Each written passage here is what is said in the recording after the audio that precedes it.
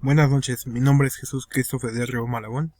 Soy estudiante de la licenciatura en Seguridad Pública en la Universidad Digital del Estado de México. En esta ocasión voy a presentar la actividad integrada que corresponde a la asignatura de Derecho Penal, donde veremos las 4 unidades que estudiamos en el transcurso de la misma, como lo son la historia del derecho penal en México, las generalidades del derecho penal, el delito y la aplicación de la ley penal y la teoría de la pena. Perdón.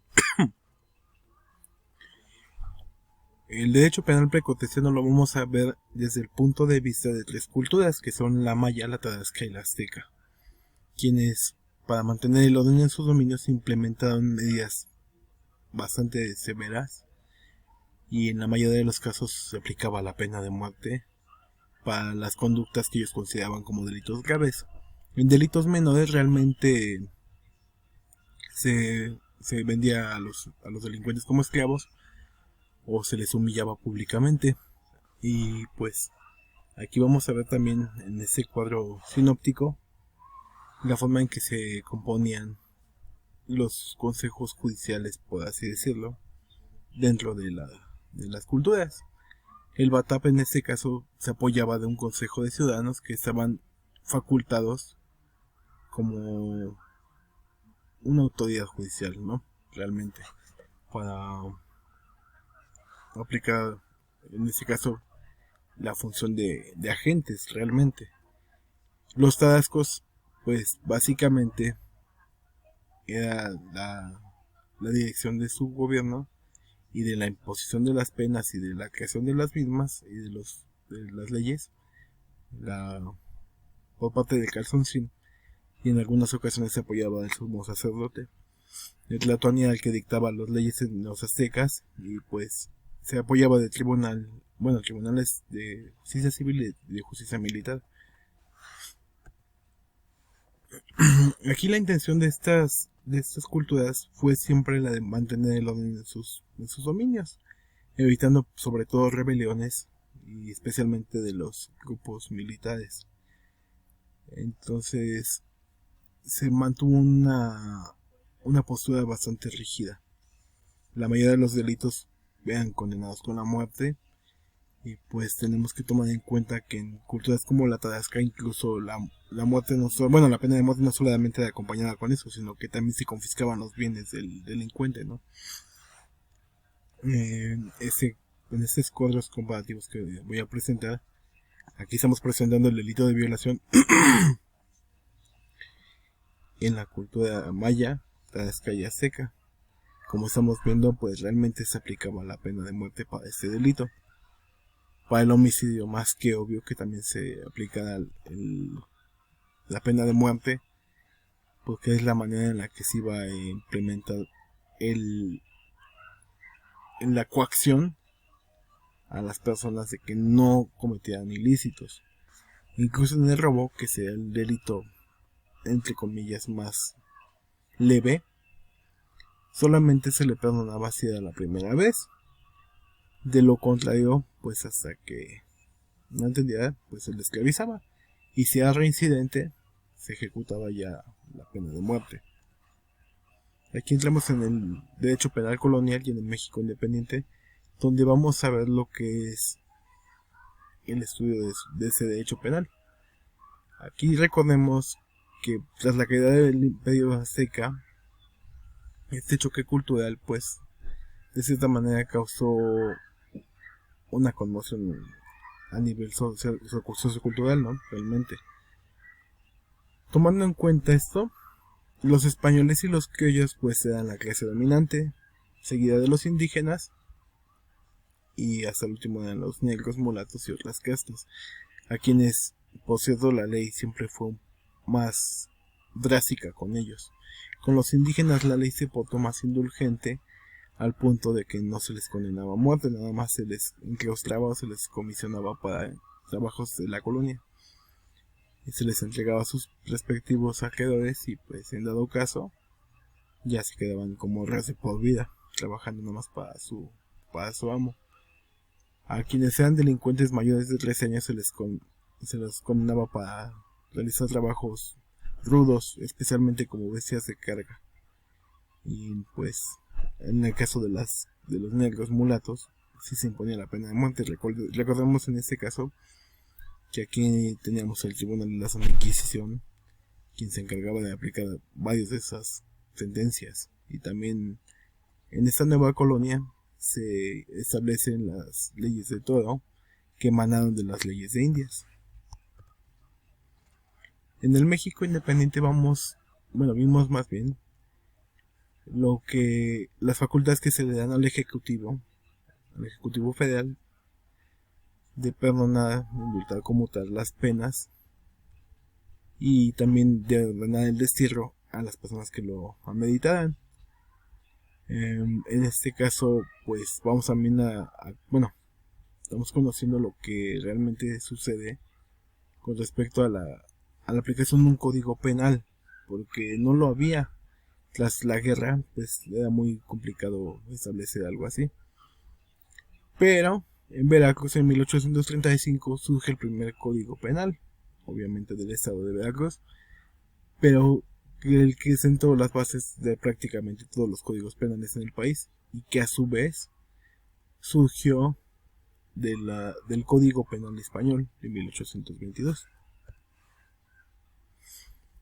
En el derecho penal del Estado de México, debo mencionar que no encontré tanta información como yo pretendía. Me tuve que apoyar un poco del material de apoyo que nos otorga el asesor para poder presentarlo. Tomemos en cuenta que aquí pues se pretendía también establecer un código penal, pero en este caso ya se hablaba de eso como tal. En este caso el Estado de México pues se consideró como tal el día 2 de marzo de 1824 al amparo de la Constitución del mismo año.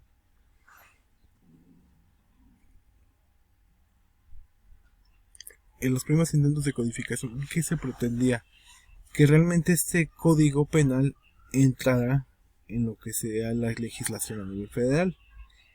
Lamentablemente, en 1825 no hubo una gran relevancia de este código para los legisladores y juristas locales, quienes le dieron mayor importancia al Código Civil. Pasado esta situación, pues se buscaron establecer principios más acordes al humanismo, a la integridad del reo y a dar seguridades en el proceso penal que realmente evitara las conductas arbitrarias de la autoridad. Se manejan una serie de puntos, 4 ejes temáticos realmente, uno de ellos ya lo mencioné. En el segundo se refiere a las causas criminales y a la forma en que sean resueltas en cada instancia. En la tercera parte realmente se aborda lo que sea la conformación de los jurados mayores y menores, ¿no? Y en la última parte estamos viendo la figura del acusador, los delitos públicos y pues también lo que sea el antecedente del Ministerio Público. Dentro del Estado de México tenemos el Código Civil de 1870 y en 1875 aparece el primer Código Penal.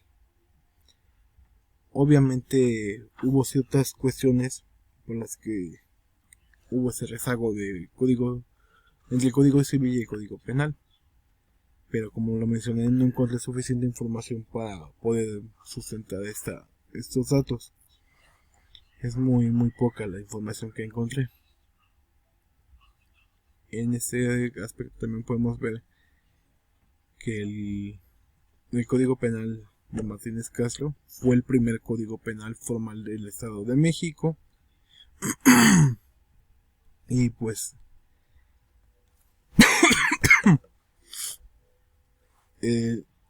se fue implementado durante el gobierno del licenciado Alberto García en enero de 1875, pero el mismo código se puso en vigencia en agosto de ese año. Aquí vamos a ver un poco más sobre esta situación de lo que refiere al Código Penal, ¿no? Con el transcurso de los tiempos, pasada la Revolución, hasta 1936 se realiza otro Código Penal para el Estado de México, publicado el 21 de julio de ese mismo año. Hasta el 14 de marzo de 1956 se vuelve a expedir un nuevo Código Penal, y pues en 1986 se emite un último Código Penal. El Código Penal actual que manejan, bueno, de acuerdo a lo que yo estuve investigando, es de 1999, que fue publicado por el gobernador César Camacho Quirós el 3 de septiembre de ese año. Las escuelas penales. Aquí en las escuelas penales estamos viendo lo que es la cuestión de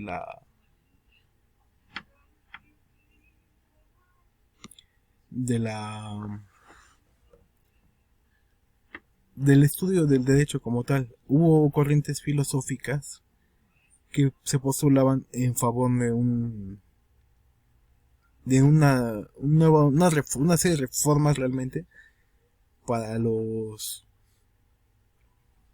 procedimientos penales, para la aplicación de las penas, el correcto juicio. En el caso de la escuela clásica como tal, pues vemos que había una mayor simpatía para el delincuente, como que se daba el punto más humanista, ¿no? Realmente en esta escuela engrandecían mucho la imagen del ser humano, como que lo ponían por encima de todo en el mundo, ¿no?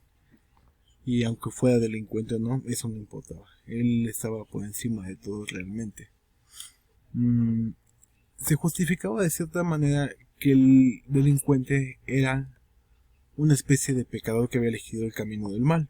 Obviamente eso pues vamos a verlo dentro de lo que se abarcan esas escuelas clásicas, digo escuelas de derecho penal, perdón. Y lo vamos a ver con respecto a la postura que maneja la escuela positivista, pero bueno, continuemos con la escuela clásica. Aquí tenemos algunos exponentes, como César de Beccaria, que se le considera por algunos juristas como el fundador de esta corriente. Él publicó un libro llamado De los delitos y las penas en 1764, en el cual presentaba el punto de que se entendían las leyes para todos, no nada más para la gente que realmente estuviera involucrada en los términos de justicia, ¿no? Pellegrino Rossi pues fue uno de sus representantes, y también creó un libro en 1839 que se llamaba Filosofía del Delito. Aquí pues él abordaba la idea de que el ser humano estaba destinado a vivir en sociedad, obviamente defendiendo siempre la postura de que los seres humanos no eran criminales así como tal, sino que elegían tomaban malas decisiones, y se buscaba mucho la procuración de sus derechos humanos, aun si eso afectaba de cierta manera a la sociedad, ¿no? Como tal. Tenemos también a Giovanni Carmigliani, quien, bueno, expone que todo castigo que se aplica a un criminal no es un acto de venganza, sino pues es para que estas conductas realmente no repercutieran en el futuro. Y pues finalmente también tenemos a Francisco Carrara, que es considerado otro de los más grandes exponentes de esta corriente, ya que sus ideas pues fueron las que permitieron que esta escuela alcanzara su máximo esplendor. Y pues él consideraba que el derecho penal partía de la ley moral realmente, misma que pues precede incluso a las leyes hechas por cualquier civilización. Dentro de la escuela positivista, aquí vamos a ver prácticamente un choque con la escuela clásica. Aquí realmente no hubo esa cuestión de que estuvieran de acuerdo con sus ideas, eran completamente opuestas, siendo muy radical la positivista en muchos aspectos, porque aquí ellos sí decían que se tenía que castigar el delito, pero a la par de lo que se había hecho realmente, ¿no? Se le quita en esta corriente, se le quita la imagen al ser humano como del amo y señor todopoderoso del mundo y que todo lo puede. Aquí se le maneja como una criatura más prácticamente.